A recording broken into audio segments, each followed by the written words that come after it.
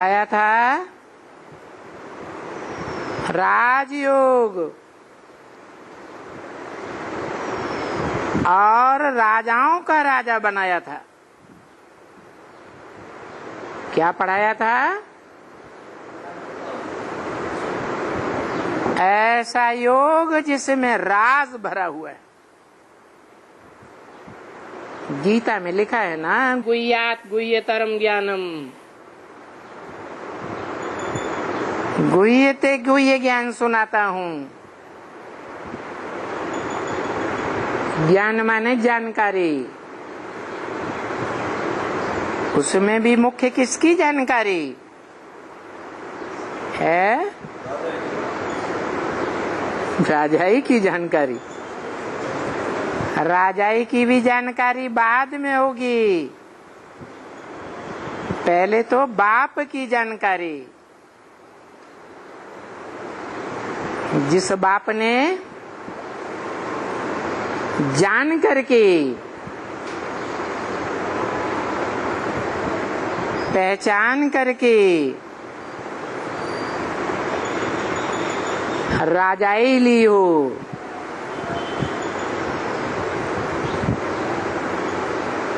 खुद राजाई लेने वाला होगा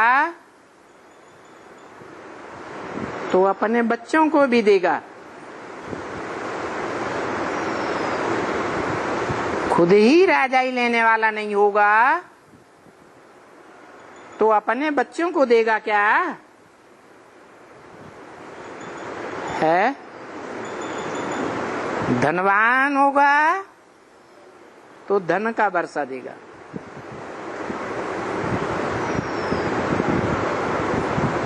जमींदार होगा तो जमीन का वर्षा देगा।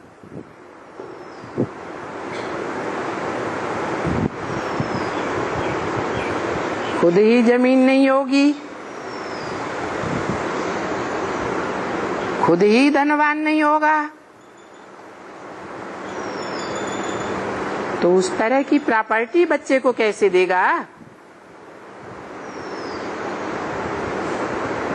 तो देखो,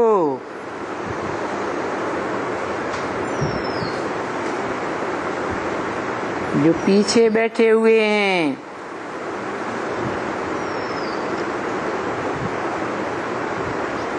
बड़े बड़े समझे जाते हैं, वो बड़े बड़े बैठे हुए हैं इस स्कूल में और पढ़ाई पर उतना तवज्जो नहीं देते हैं, तो राज की बात रह जाती है। क्योंकि छोटे बच्चों को तो पहले बेसिक नॉलेज ही, प्राइमरी नॉलेज ही दी जाती है।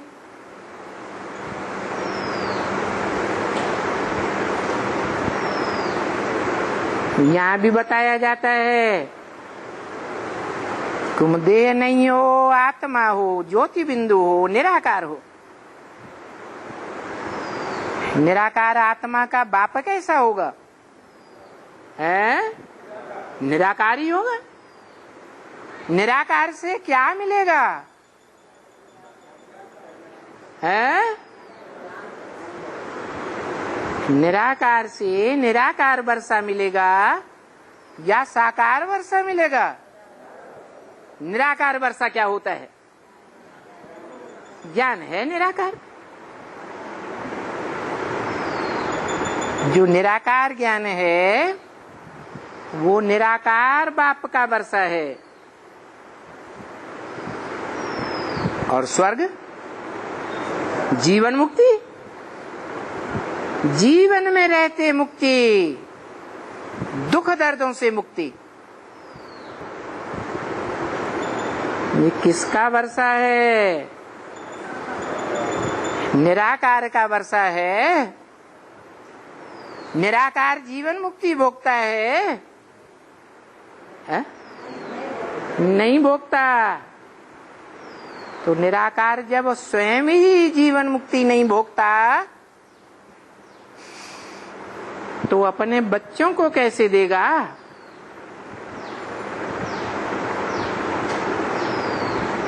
तो राज की बात बताते हैं। क्या कि निराकार को तो निराकार आत्माओं से सिर्फ राजयोग के ज्ञान का वर्षा मिलता है।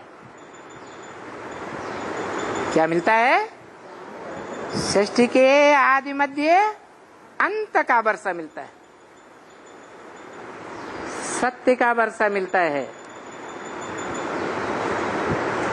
सत्य कौन है? सत्य को जानने वाला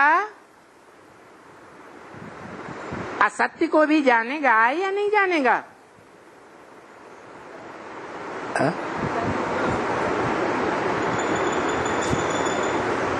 नहीं जानेगा।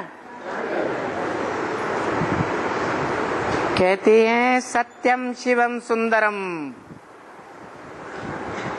क्या कहते हैं? सत्य ही शिव अर्थात कल्याणकारी है, असत्य कल्याणकारी नहीं है। असत्य का अंश मात्र भी होगा तो भी अकल्याण ही करेगा। जैसे दूध के बढ़े हुए घड़े में एक बूंद सर्प का विष डाल दिया जाए तो क्या हो जाएगा? है सारा ही विष हो जाएगा। तो सत्य की जानकारी चाहिए तो 100% चाहिए या परसेंटेज में चाहिए? 100% सत्य की जानकारी चाहिए। तो बताओ, इस दुनिया में जो दुनिया सतयुग, त्रेता, द्वापर, कलयुग 4 सिंह से पास होती है, उस दुनिया में वो सत्य कौन है? कोई सत्य होगा या नहीं होगा? और सत्य होगा तो शिव समान कल्याणकारी भी होगा या नहीं होगा? इसलिए कहते हैं सत्य ही शिव है, शिव ही सुंदर है।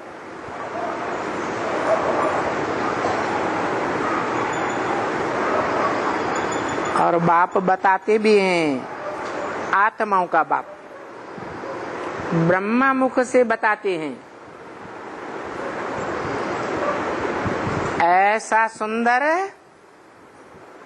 और ऐसा श्याम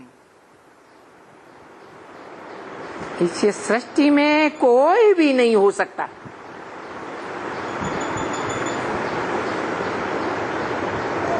कैसा सत्य, कैसा श्याम, जिसे भक्ति मार्ग वाले भी बोलते हैं श्याम सुंदर। क्या बोलते हैं? श्याम सुंदर। श्याम माने काला, सुंदर माने गोरा।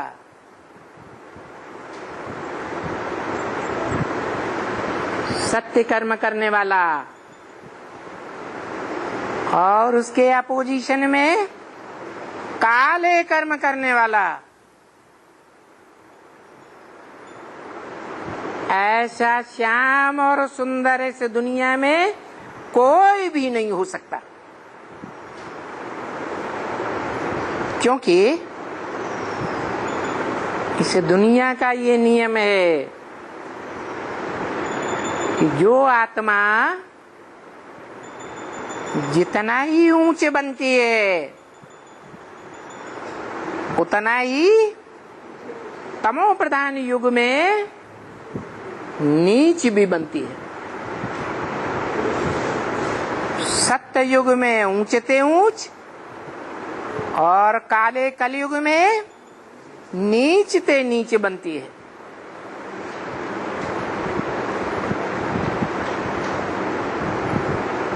तो श्याम का भी ज्ञान चाहिए,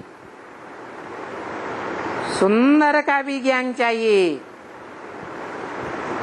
वो श्याम और सुंदर एक ही व्यक्तित्व का नाम है। यह जैसे ईश्वर की दी हुई बेसिक नॉलेज पढ़ने वाले समझते हैं कि इस जन्म में श्याम और सतयुग के जन्म में सुंदर बनेगा। तो एक व्यक्तित्व हुआ या दो हुए? दो जन्म हुए तो दो व्यक्तित्व हुए। ऐसे नहीं है। इस दुनिया में जो जितना सच्चा बनता है संग के रंग में आकर के उतना ही झूठा भी बन जाता है, असत्य भी बन जाता है।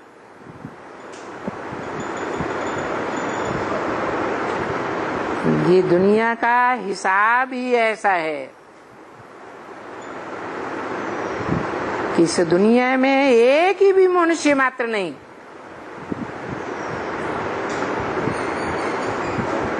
जो कलयुग के अंत में आकर के तमो प्रधान झूठ काला न बन जाए। सारी दुनिया रावण संप्रदाय बन जाती है। कोई बचता है? कोई नहीं बचता। परंतु निराकार आत्माओं का बाप, निराकार शिव बाप सुप्रीम सोल कहते हैं कि मैं तो इस दुनिया का वासी नहीं हूं। मैं कहाँ का वासी हूं?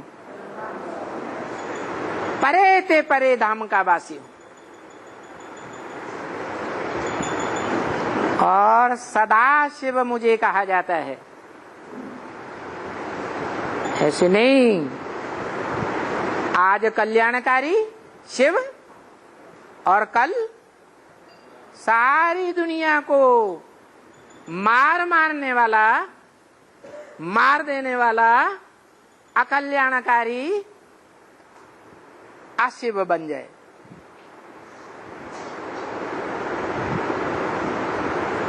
मैं तो तुरीय आत्मा हूं, किसी के संग के रंग में प्रभाव में प्रभावित होने वाला नहीं हूं। बाकी इस दुनिया में जो भी मनुष्य मात्र हैं वो सब A to Z कितने भी बड़े बड़े कहे जाते हों दुनिया में, ग्रेट फादर्स कहे जाते हों, इब्राहिम, बुद्ध, क्राइस्ट, कितनी भी बड़े से बड़ी मानवीय जनरेशन के पिता कहे जाते हो, जैसे क्राइस्ट लगभग सारी दुनिया की आधी जनरेशन उसे बाप मानती है। किसको? क्राइस्ट को क्रिश्चियंस अपना बाप मानते हैं। इतनी ग्रेट आत्मा है, वो भी इस दुनिया में आकर क्या बन जाती है?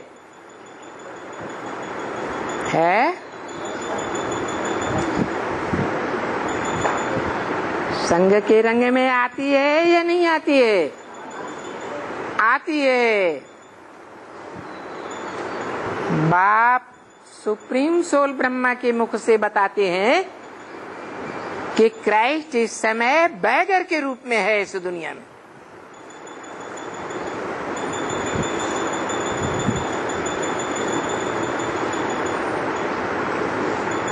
बैगर माना भिखारी, जिसके पास न तन की ताकत, न मन की ताकत, न धन की ताकत, घर बार भी नहीं।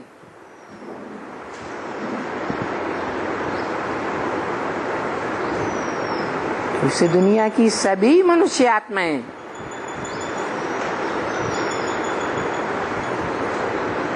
कितनी भी महान ते महान हो, सब नीचे गिर जाती हैं संग के रंग में।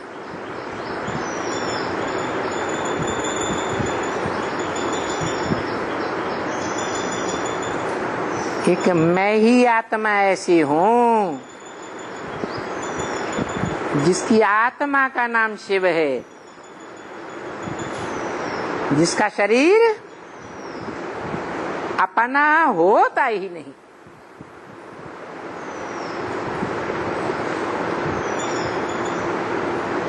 कभी संग के रंग में नहीं आती।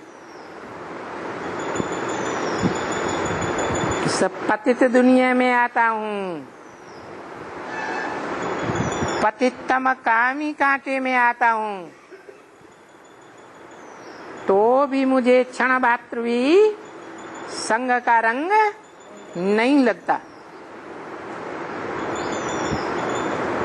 इसलिए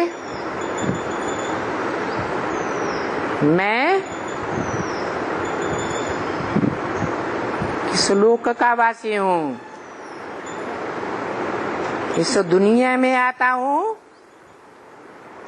तो भी मेरी बुद्धि रूपी आत्मा कहाँ धरी रहती है? ऊंचे ते ऊंचे धाम में रहती है। इस नीची दुनिया में नहीं अटकती। मेरा इस दुनिया में कोई अटैचमेंट नहीं होता। किसका? शिव बाप का, जो आत्माओं का बाप है। बाकी जो भी आत्माएं हैं इस मनुष्य सृष्टि में, जो भी मनुष्य मात्र हैं, सब संग के रंग में आकर के, अटैचमेंट में आकर के नीचे गिरते हैं।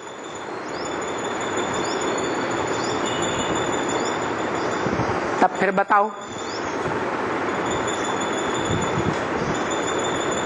जीवन मुक्ति का वर्षा देने वाला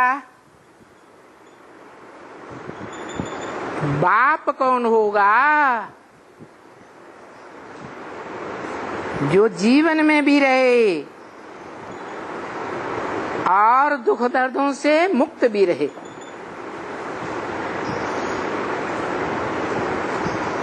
भले सतयुग में रहे, त्रेता में रहे, रजो प्रधान द्वापर में रहे, तमो प्रधान कलयुग में रहे,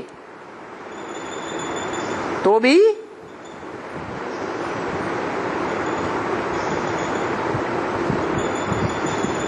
संग के रंग में तो आवे। किसके संग के रंग में? पतितों के संग के रंग में आवे, राक्षसी आत्माओं के संग के रंग में आवे। भले पतितम कामी कांटा बने,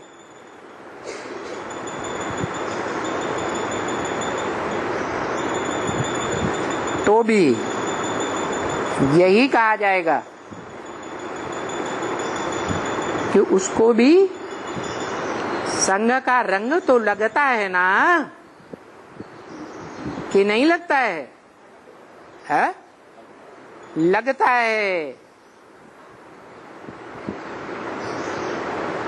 भले नास्तिकों के संग में भी आवे, जो न भगवान को मानते हैं, न स्वर्ग को मानते हैं, न नरक को मानते हैं,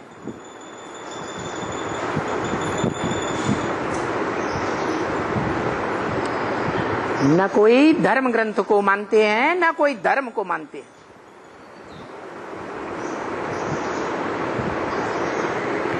अपने ही अहंकार में रहते हैं। चर्म सीमा का देह अहंकार, जो समझते हैं हम देह हैं,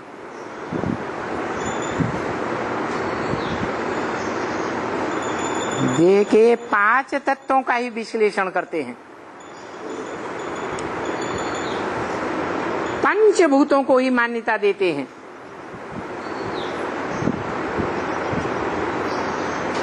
आत्मा कोई चीज नहीं अलग से,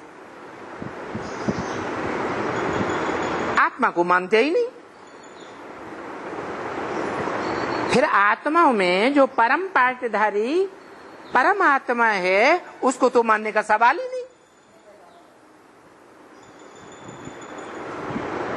ऐसे अहंकारियों का भी बाप है एक आत्मा। इस सारी मनुष्य सृष्टि का बाप, जो ब्रह्मा के मुख से शिव बाप ने बोला, भारत इस समय पूरा नास्तिक है। क्या बोला है? पूरा नास्तिक है, अंश मात्र भी आस्तिक नहीं।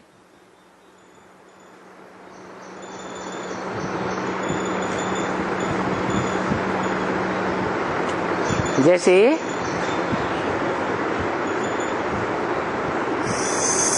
सारा शरीर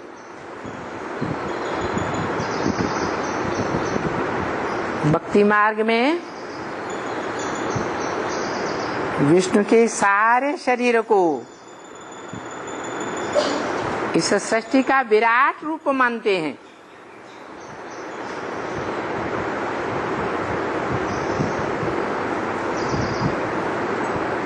सर है सतयुग,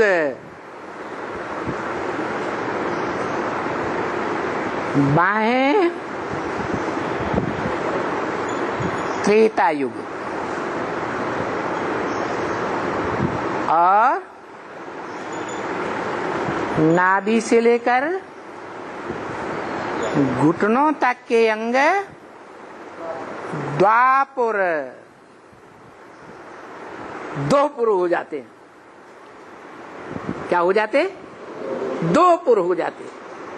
एक इधर जाता, एक इधर जाता, एक राइटियस और एक लेफ्टिस्ट हो जाता। द्वैतवादी द्वापुर कहा जाता है। और घुटने के बाद पांव तक कलह क्लेश वाला कलयुग शूद्र कहा जाता है। क्षुद्र शब्द से बना शूद्र।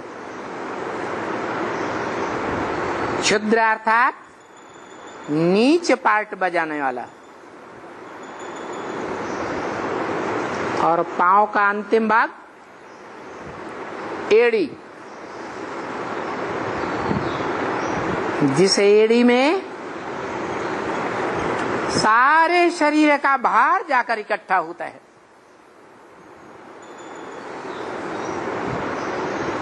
वो एड़ी है कलयुग का अंतिम समय। और एड़ी से लेकर के चोटी तक संगम कहा जाता है चढ़ती कला का।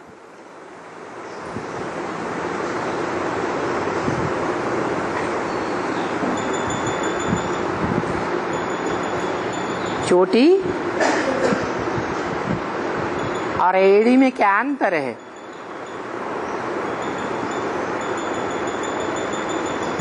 एड़ी में लिक्विड खून रहता है या नहीं रहता है? रहता है। और चोटी में है?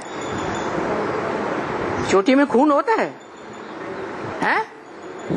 चोटी में कोई खून नहीं रहता। तो सुप्रीम सोल बाप कहते हैं, जब सारी सृष्टि, उसमें भी खास करके तुम बच्चे जो मेरे सन्मुख बैठने वाले रुद्रमाला के मणके कहे जाते हैं,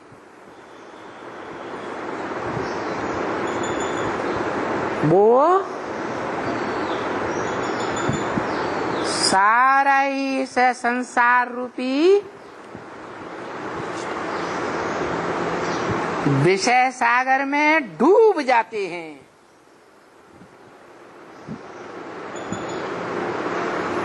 मात्र चोटी बचती है।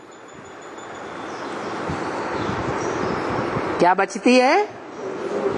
चोटी बचती है, जिसे ब्राह्मण चोटी कहा जाता है। क्या कहा जाता है? ब्राह्मण चोटी कहा जाता है। जिस चोटी में संकल्पों का बूंद मात्र भी खून नहीं रहता। क्या संकल्प होते हैं ना, वो बेहद का खून है।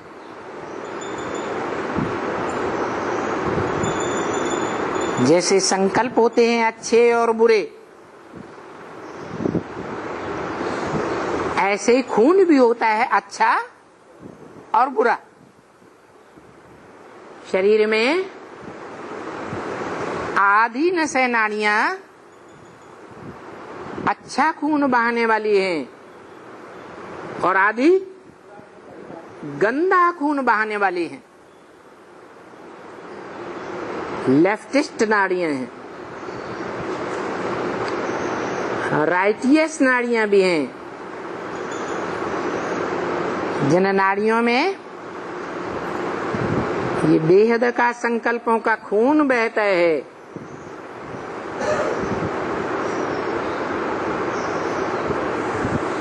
मनन चिंतन से मनुष्य कहा जाता है। मनन चिंतन मंथन नहीं करता तो मनुष्य नहीं तो क्या कहा जाता है? जानवर, पशु, पक्षी, कीड़ा मकोड़ा कहा जाता है। तो देखो, एड़ी से लेकर के चोटी तक का जब संगम युग का सफर करते हो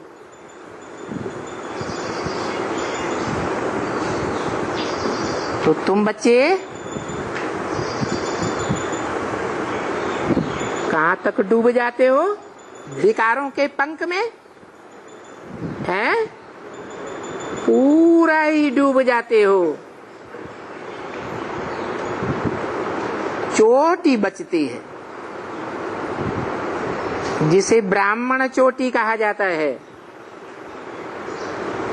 पहला ब्राह्मण सो पहला देवता, पहला देवता सो पहला क्षत्रिय, पहला वैश्य, पहला शूद्र कहा जाता है। अव्वल नंबर का शूद्र, शूद्र नीच से नीच।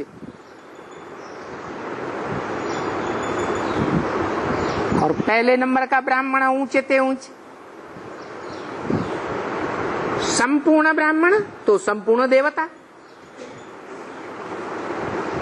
अपूर्ण ब्राह्मण तो अपूर्ण देवता। इसलिए 9 कुरियों के ब्राह्मण गाए हुए हैं। क्योंकि 9 ही धर्म हैं सत्य रूपी रंगमंच पर। जिन 9 धर्मों में कन्वर्ट होने वाली आत्माएं उन कन्वर्ट होने वाली आत्माओं के बीज रूप बाप वो भी 9 प्रकार के बीज हैं।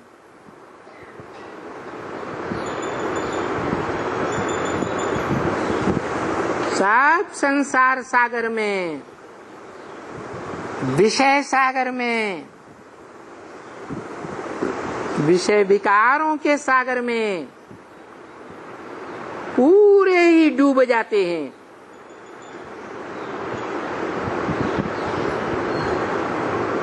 तो उन डूबने वालों में खून रहता है या नहीं रहता है?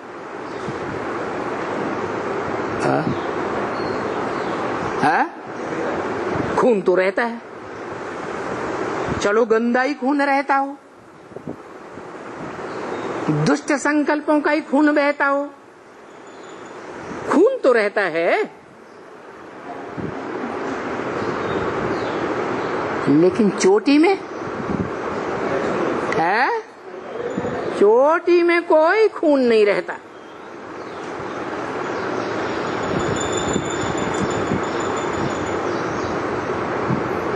जब खून ही नहीं तो उसे चैतन्य कहें या जड़ कहें? है क्या कहें? जड़त्व ही कहेंगे। मुर्दा। इसलिए ब्रह्मा मुख से बोले, ब्रह्मा वाक्य में ही कहा, वेद वाणी में ही कहा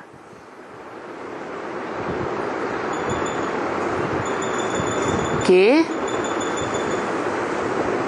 तुम बच्चे शिव बाबा कहते हो। है क्या कहते हो? भगवान को शिव बाबा।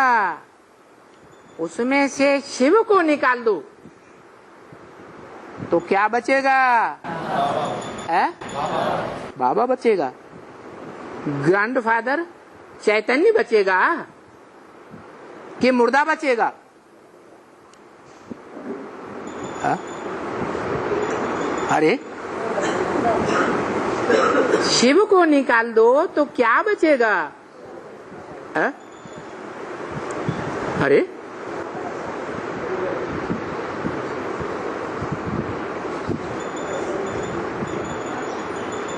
मुरली में कभी सुना नहीं है? शिव को निकाल देंगे तो शव ही बचेगा।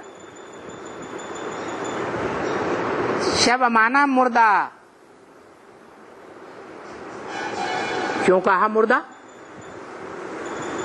है? अरे मुर्दे में डंडा मारो तो हरकत होगी? है? नहीं होगी।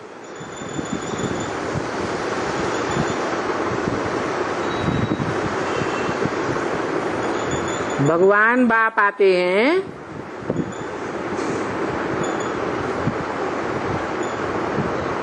तो नंबरवार आत्माओं के ऊपर अव्यक्त वाणी में माता के रूप में, ब्रह्मा माता है ना, कितने टांट मारते हैं। ऐसे बने हो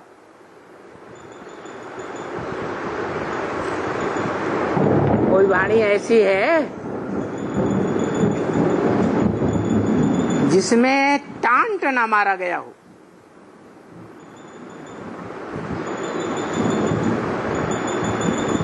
तो सोचना चाहिए कि हम माता पिता जैसा चाहते हैं वैसे बने हैं बने हैं। जैसे कहते हैं राजयोग की प्रैक्टिस चाहिए, ऐसी प्रैक्टिस 1 सेकंड में निराकारी, 1 सेकंड में आकारी, मनन चिंतन मंथन करने वाला, और 1 सेकंड में निराकारी बन जाए। मोल्ड करने में देर न लगे, ऐसे बने हो।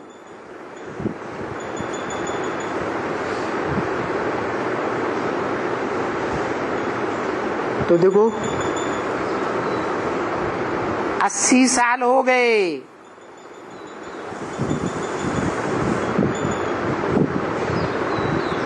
ईश्वरीय वाणी सुनते सुनते।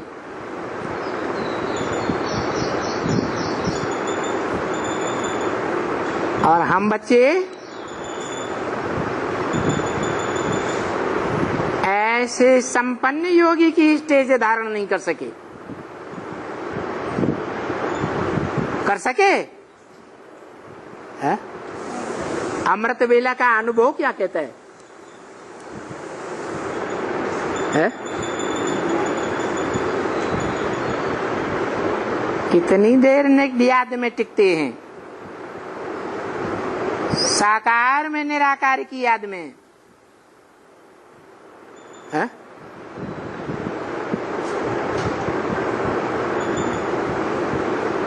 कोई का अच्छे से अनुभव अच्छे से अच्छा हो तो बतावे। अमृत बेला खास 2 बजे से लेकर के 4:45-5 बजे तक कितनी देर याद में टिकते हैं? एक्यूरेट याद।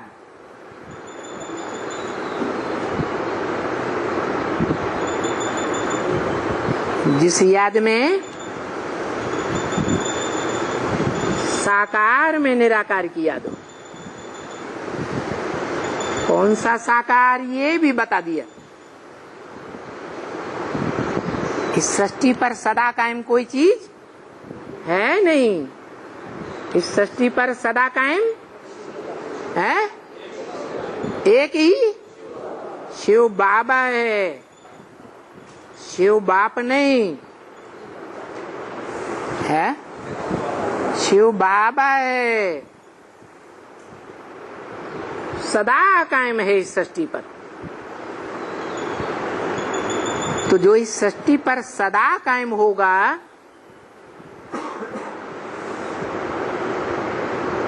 व्यक्तित्व के रूप में कि अव्यक्त बिंदु के रूप में है, व्यक्तित्व के रूप में।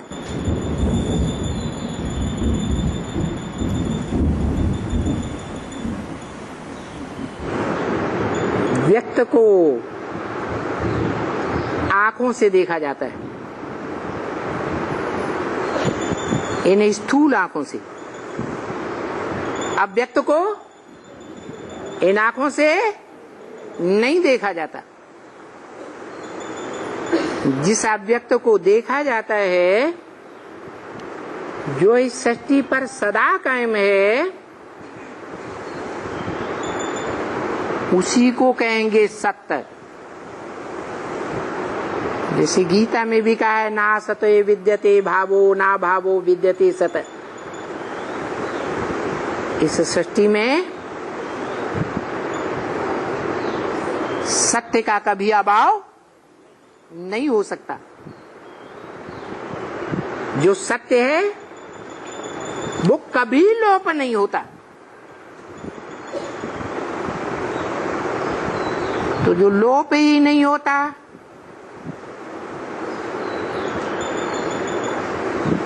साकार में निराकार, वो कौन सा साकार में निराकार है? शिव बाप है, आत्माओं का बाप, या कोई मनुष्य सृष्टि का बाप है? मनुष्य सृष्टि का बाप है। जिस मनुष्य सृष्टि के बाप को कहा शिव बाबा को याद करो, क्या कहा? किसको याद करो? शिव बाबा को याद करो।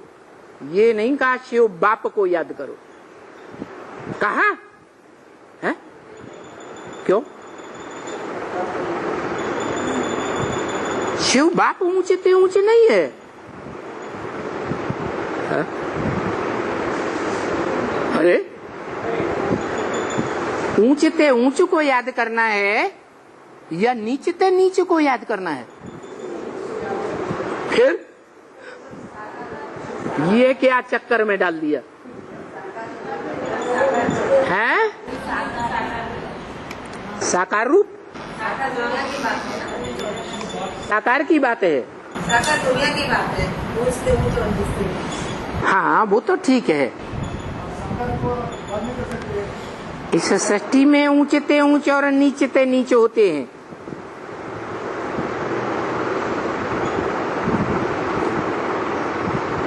इस सृष्टि के अलावा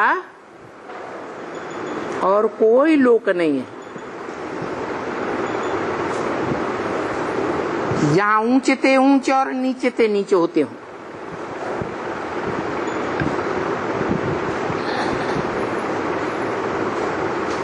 तो देखो,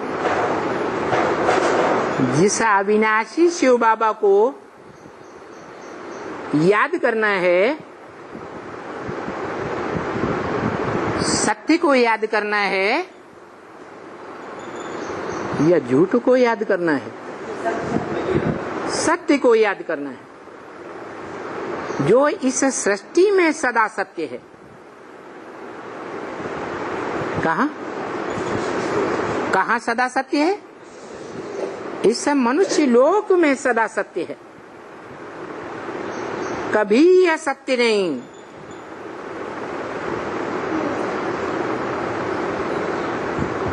उस सदा सत्य को जो आत्माओं के बीच सदा सत्य आत्मा है, कौन?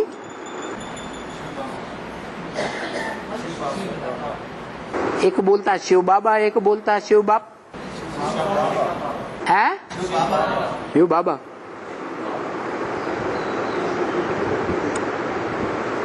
इस सृष्टि में हो या इस सृष्टि से परे हो,